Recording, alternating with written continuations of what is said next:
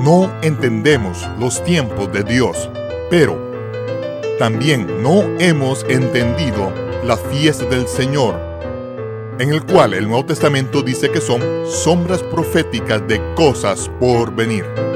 Las profecías en las fiestas del Señor, presentado por Michael Root. Shalom, les habla Michael Root desde los jardines de Ofel en Jerusalén. Esta antigua ciudad ha sido testigo de una gran diversidad de prácticas religiosas, desde los sacrificios humanos ofrecidos por los cananeos a Astarte, la diosa de la fertilidad, a las oraciones de los musulmanes que actualmente ofrecen a diario a Allah. Ni siquiera los judíos o los cristianos, que se supone que afirman ambos adherirse a las mismas escrituras, rara vez concuerdan en sus interpretaciones. En medio de esta confusión, es que no existe un maestro que posea la autoridad necesaria como para desvelar la religión creada por el hombre con el fin de mostrarnos el verdadero corazón de nuestro Creador. Estoy convencido de que dicha voz ha hablado y es, sin duda, el rabino judío más famoso que jamás ha existido hasta hoy. Pero pocos de aquellos que afirman seguir su sabiduría entienden en realidad lo que enseña respecto a la Torá, los 5 libros de Moisés, que tanto los cristianos como los judíos tienen al principio mismo de su libro sagrado.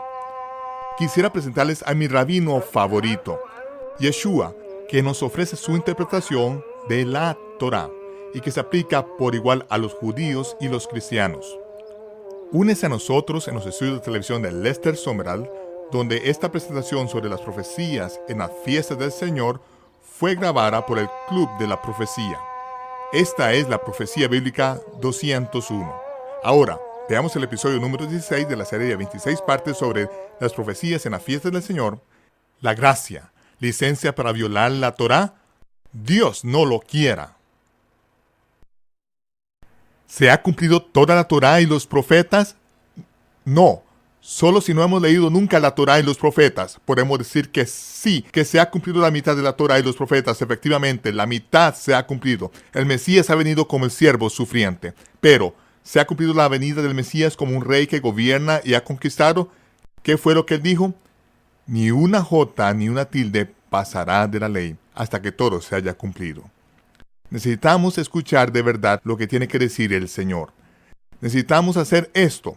Y fue por eso que Él dijo, cualquiera que quebrante uno de los mandamientos muy pequeños y así enseñe a los hombres muy pequeños será llamado. Él no vino para quebrantar ni para destruir. Vino para cumplir y vino para que la Torá estuviese escrita en nuestros corazones. No, la letra de la ley. Porque se puede usar la letra de la ley y con ella destruir a las personas. Y fue por eso que Él dijo, oísteis que fue dicho a los antiguos desde el principio mismo, no cometerás adulterio. Ese es uno de los mandamientos, ¿no? Es la letra de la ley. No cometerás adulterio. Esa es la letra de la Torá, la letra de la ley, pero Él dijo, cualquiera que mira a una mujer para codiciarla, ya adulteró con ella en su corazón. Ese es el espíritu de la Torá.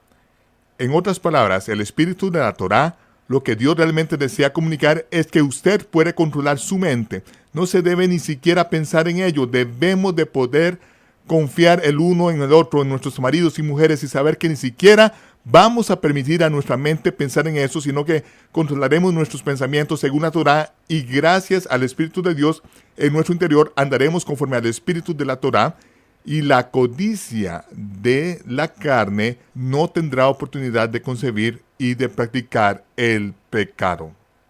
De modo que el Señor está diciendo que este caso, que el Espíritu de la Torá era incluso más rígido que la letra de la Torá. Pero somos conscientes del verdadero significado que tiene, entendiendo su importancia, y lo que vemos es que las normas y los reglamentos de los hombres, sus doctrinas y mandamientos no tienen como propósito permitir que su corazón viva y no elimine las cargas, sino que tiene como propósito controlar y manipularle a usted, obligándole a caminar de una cierta manera. Si guarda usted el espíritu de la Torá, no se encontrará usted bajo la letra de la Torá.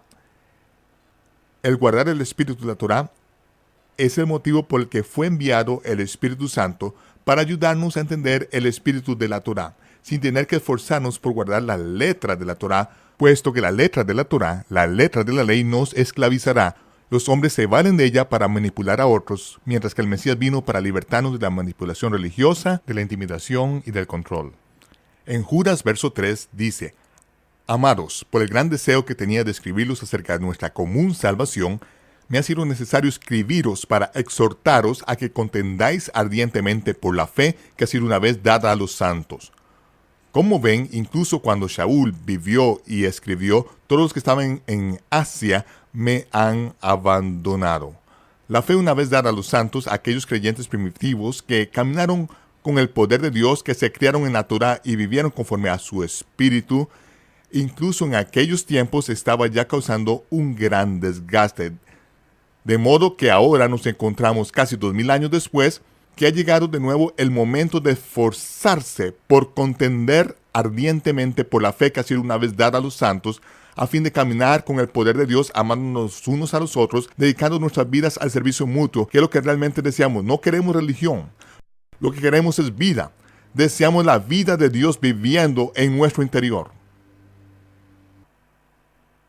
Él dijo: porque algunos hombres han entrado encubiertamente, los que desde antes habían sido destinados para esta condenación, hombres impíos, que convierten en libertinaje la gracia de nuestro Dios y niegan a Dios, el único soberano, y a nuestro Señor Jesucristo.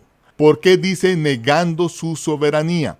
Porque cuando decimos Señor, eso significa que Él manda. ¿Qué es lo que dice el Señor? ¿Por qué me llamáis Señor y no hacéis lo que yo digo? Uno de nosotros no entiende las palabras Señor, y no soy yo el que tiene el problema. Es debido a que hombres malvados han convertido la gracia de Dios en licencia para pecar y para vivir como les parece. ¿Pero qué dicen las Escrituras? Todo aquel que viene a mí y oye mis palabras y las obedece, os indicaré a quién es semejante. Cuando le llamamos Señor y hacemos lo que Él nos manda, eso es doctrina, es una buena doctrina. La doctrina no es sentarse en un banco y creer, es lo que hacemos. La teología es cuando nos sentamos y pensamos, y si usted y yo no podemos discrepar sobre teología y seguir siendo amigos, tenemos graves problemas mentales. Podemos estar en desacuerdo sobre teología, eso es lo que pensamos, pero ¿estamos haciendo lo que Él nos dijo que hiciésemos? Eso es doctrina, es la manera hebrea de pensar, que es lo que es preciso que entendamos. Tal y como dijo Shaul, ¿perseveraremos en el pecado para que la gracia abunde? De ninguna manera. De ninguna manera. La gracia de Dios se ha manifestado para salvación a toda la humanidad y nos enseña que, renunciando a la impiedad y a los deseos mundanos, vivamos en este siglo sobria, justa y piadosamente. Y ahora quiero llevarles a Gálatas, porque este es uno de mis pasajes favoritos de la Biblia. En Gálatas 2:15 dice: nosotros judíos de nacimiento y no pecadores de entre los gentiles, como saben. Y dijo en Efesios: en aquel tiempo fuisteis gentiles, alejados de la ciudadanía de Israel, sin esperanza y sin Dios. No teníais ni idea de lo que estaba pasando allí. Estabas adorando a Astarte, la diosa de la fertilidad, adorando a Moloch y a Nimrod y todas esas cosas. El mundo gentil estaba metido en esas cosas porque se suponía que Israel debía de enseñar al mundo entero el camino de Dios. Debían ser sacerdotes ante el mundo entero. Fue por eso que nos dijo que vistiéramos de este modo, a fin de que pudiesen preguntarnos: ¿qué manera tan extraña de vestiros? ¿Por qué os vestís de este modo? ¿Qué son estas cintas en los bordes de vuestras prendas? Y para que nosotros estuviésemos siempre preparados para una respuesta a todo aquel que nos pide una razón de la esperanza que hay en nosotros, sin temor y temblor, debíamos ser sacerdotes al mundo entero. Pero en algunas ocasiones Israel no hizo las cosas demasiado bien, apartándose muchas veces, pero recuerda que irrevocables son los dones y el llamamiento de Dios. Y él dijo que en los últimos días, los creyentes de Israel serían la provisión para los creyentes y entre los gentiles, y a todos nos reunirían allí, estando presentes gracias a la sangre del Mesías, siendo todos una misma familia. Y aquí estamos. Puede que no estemos de acuerdo en algunas cosas, pero eso no es el problema. Eso es solo teología. Pero seguimos al Mesías de corazón a fin de conocerle y servirle. Como dicen Gálatas, nosotros judíos de nacimiento y no pecadores de entre los gentiles, sabiendo que el hombre no es justificado por las obras de la ley, sino por la fe en el Mesías. Nosotros los judíos sabemos que nadie se justifica guardando la fiesta de los tabernáculos. No se consigue la justificación de ese modo por la fiesta de los tabernáculos. Es una celebración. Es algo que Dios nos permite celebrar. Es una maravillosa bendición y los judíos no creen equivocadamente que se podrán justificar o salvar por las obras de la ley. Abraham creyó a Dios y le fue contado por justicia, por rectitud. Creyó a Dios. La fe fue lo que Dios habría de poner al alcance de su pueblo a lo largo de los siglos. Nosotros, judíos de nacimiento, sabemos que el hombre no es justificado por las obras de la ley, sino por la fe en el Mesías. Incluso nosotros los judíos que hemos creído en Jesucristo, somos justificados por la fe y no por las obras de la ley, porque ninguna carne se justificará por las obras de la ley. Y esto es algo que es preciso comunicar al mundo gentil de un modo muy gráfico, muy importante, porque lo que ha sucedido es que los gentiles han adoptado las normas y los reglamentos, las doctrinas y los mandamientos de los hombres. Si no estás en un edificio determinado a una hora determinada y no estás en él durante un número determinado de horas de una manera fiel y entregas una parte determinada de tu dinero a una organización determinada, te echarán a la calle. Estás siendo infiel, vas a ir al infierno, seguramente te echarán del edificio. Porque toda tu vida han establecido una serie de normas y reglamentos sobre ti y tú has sentido que tu justicia depende de que tú te adhieras a las normas y reglamentos concretos de una denominación en particular, pero no te justificas por las obras de la ley. Solamente puedes justificarte por la fe en el Mesías. Eso es lo único que te justificará. Es lo único que te justificará a cualquier persona en Israel. Eso es todo. Eso es todo. Y eso es lo que se supone que los judíos deben de enseñar a los gentiles. Vemos que los fariseos seguían estas mismas cosas, las mismas normas, reglamentos, doctrinas y mandamientos de los hombres. El Mesías vino con el fin de dar el traste con todas ellas. Y yo estoy aquí para hacer lo mismo ahora. Tú vives en una cultura diferente, pero sigues viviendo bajo la misma idea equivocada, creyendo que te justificas por las obras de la ley. Y me da igual cuál sea tu denominación, las obras de la ley no te justificarán, especialmente cuando se valen de las escrituras y las tuercen para luego intentar controlar las acciones por medio de ellas. Tú has sido libertado por el Mesías. Sé libre. Y Dios dijo que sirvan para señales, para las estaciones, los días y los años. Y ahora vamos a ver las estaciones. Como he dicho, en las escrituras hebreas, la palabra estación es Moedim, que son las fiestas del Señor. Y le habló el Señor a Moisés y le dijo, las fiestas solemnes del Señor, las cuales proclamaréis como santas convocaciones, santos mikra, ensayos sagrados. Estas son mis fiestas. Y vemos que en el capítulo 23, versículos del 1 al 21, es donde están todos los detalles sobre las fiestas de primavera del Señor, del versículo 1 al 21. Y hemos visto que de hecho el Mesías ha cumplido todas las fiestas de la primavera del Señor. Vemos en su muerte, su entierro y resurrección el cumplimiento de la Pascua, en la que tenemos el cumplimiento de los bicurín, la ofrenda de los primeros frutos, y los días de los panes sin levadura. Desde los bicurín, la ofrenda de los primeros frutos, contamos 50 días hasta Pentecostés, que fue cuando se cumplieron las palabras de Yohanan ben Zacarías Jacoen, a que tú llamas por el nombre corriente de Juan el Bautista. Sin embargo, Yohanan era hijo de Zacarías y era un Cohen, perteneciendo a la familia de los Coat. Su padre sirvió en el lugar sagrado en el templo y hallamos que el relato histórico de esta situación se encuentra en el Evangelio de Lucas. Me gustaría llevarte allí de modo que podamos entender algo sobre los antecedentes de Juan el Bautista o Yohanan ben Zacarías. Como dice en Lucas, capítulo 1, verso 5, hubo en los días de Herodes, rey de Judea, un Cohen. Cuando veas la palabra sacerdote en hebreo, es Cohen, de la familia de los Kohak. Todos los levitas eran sacerdotes, pero no todos los levitas sirvieron en el lugar sagrado, que estaba reservado solo a la familia de los Coac. Y el sumo sacerdote era el Cohen Gadol, o el gran Cohen, el sumo Cohen, el sumo sacerdote. Zacarías no fue sumo sacerdote, pero se dice que fue un sacerdote llamado Zacarías de la orden de Abías. Su mujer era de las hijas de Aarón y se llamaba Elisheba. Ambos eran justos delante de Dios y andaban irreprensibles en todos los mandamientos y ordenanzas del Señor durante toda la vida. Vivieron conforme a los mandamientos y las ordenanzas del Señor y fueron irreprensibles. Pero no tenían hijos y eran ya ancianos.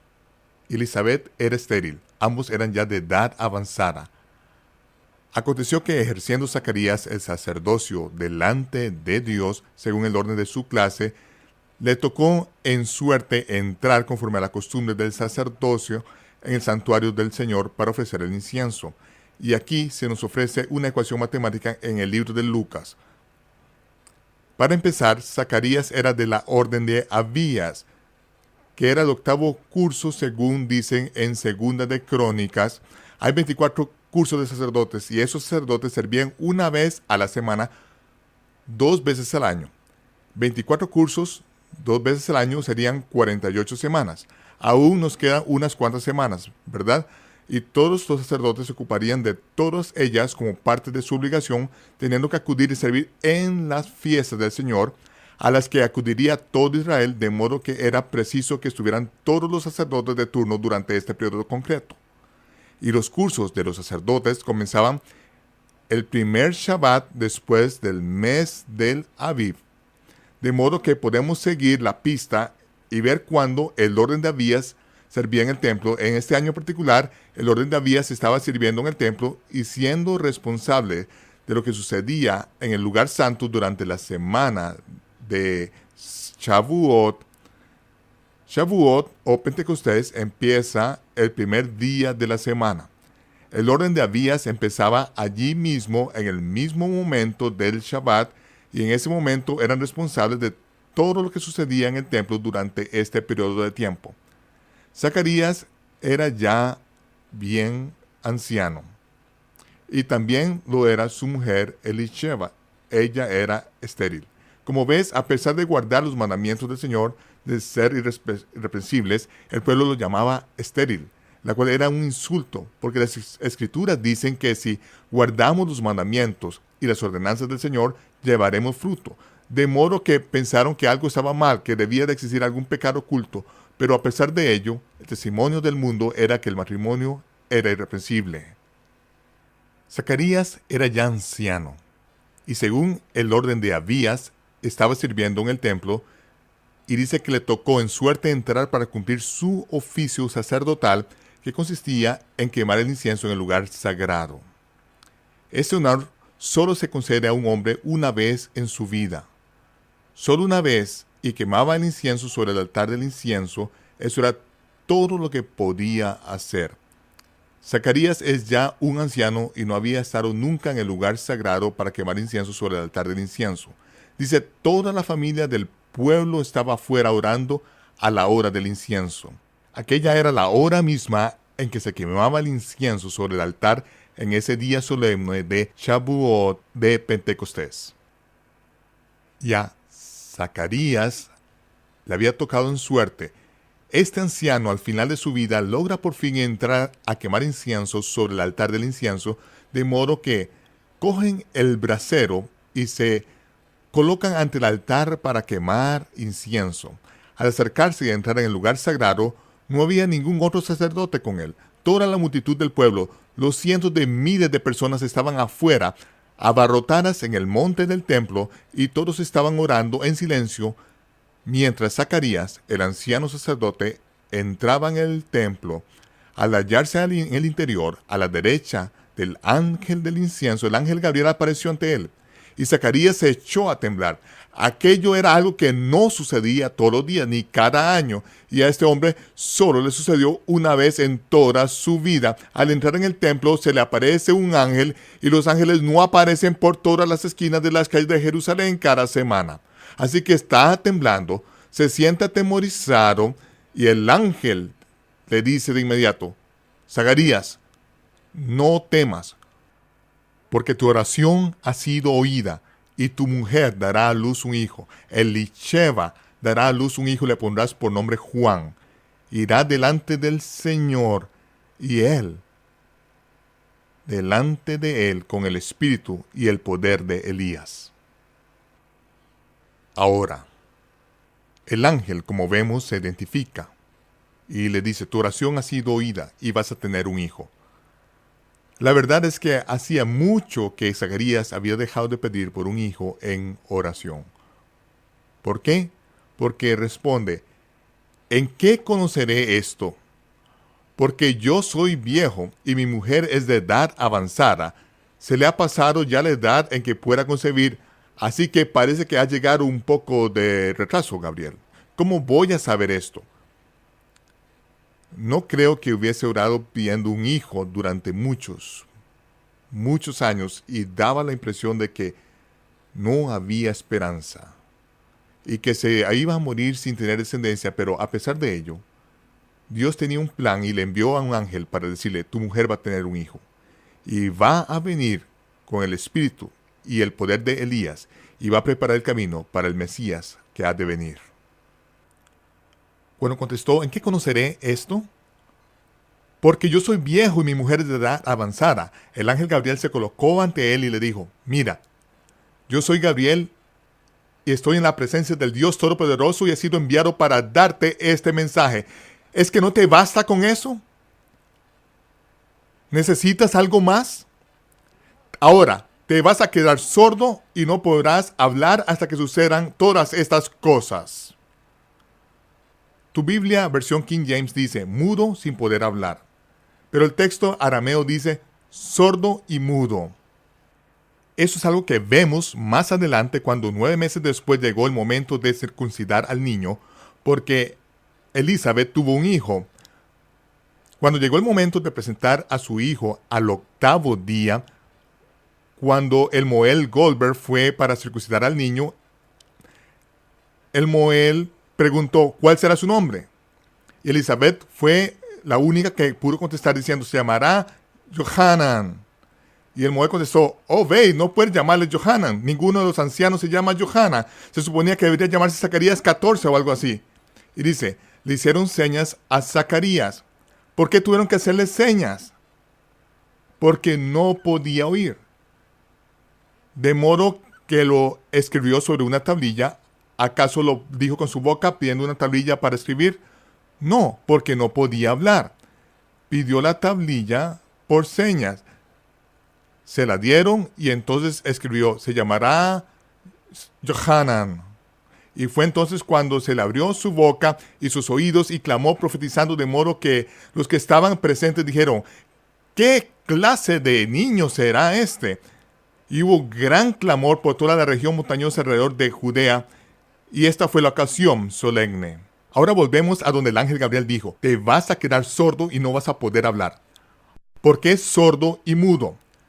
Yo estoy ante la presencia de Dios y he sido enviado para ese mensaje. ¿Es que no te basta con esto? Estas serán las últimas palabras que vas a oír. Y ¡zas! Y no volvió a oír nada durante 9 meses.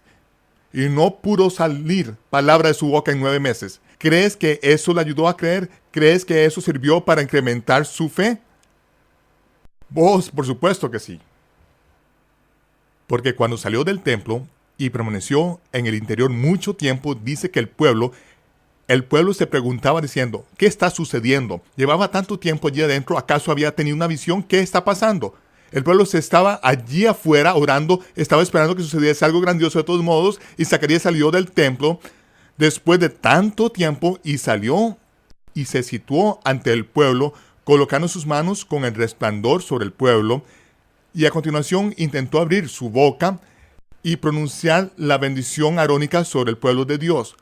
Pero aunque sus labios se movieron, no salió sonido alguno. habría cientos de miles de personas contemplando en silencio, pensando que algo grandioso había sucedido. Nada salió de su boca. Aquellos los que habían estado esperando antes de poder darse vuelta y poderse marchar del monte del templo a sus casas y regresar a diferentes lugares por toda Asia de donde hubiesen venido. De modo que por fin se dan la vuelta con millones de interrogantes flotando en el aire y todo el mundo se marchó del monte del templo dispersándose por toda parte del este, por toda Israel, por toda aquella parte del mundo, no entendiendo lo que había sucedido y él no podía comunicarlo. ¿Por qué el ángel cerró sus oídos impidiendo que oyese? Bueno, no podía oír a su mujer diciéndole: Zacarías, apártate de mí, viejo. ¿Qué estás haciendo? Yo soy una anciana. No, estaba siendo preparado para todo aquel periodo de tiempo y cuando abrió su boca, habló una profecía. Habló y dijo que su hijo, este hijo, iría delante del Altísimo preparándole el camino. Michael Rood regresará en tan solo unos momentos. Yohanan ben Zacarías HaKohen, Juan el Bautista, fue un hijo resultado de un milagro, que le nació a una mujer que era demasiado mayor para concebir. El Todopoderoso lo escogió para preparar el camino del Mesías que había de venir. En nuestro próximo episodio, seguiremos a este profeta que anunció al mundo que el Mesías iba a venir por primera vez como el Cordero de Dios que quita el pecado del mundo. Le invitamos a que se una a nosotros de nuevo la próxima vez para el episodio número 17 de una serie de 26 partes sobre las profecías de las fiestas del Señor. Preparad el camino del Señor. Este es Michael Rood desde Jerusalén, deseándoles Shalom, paz, y les veré cuando se aclare el humo.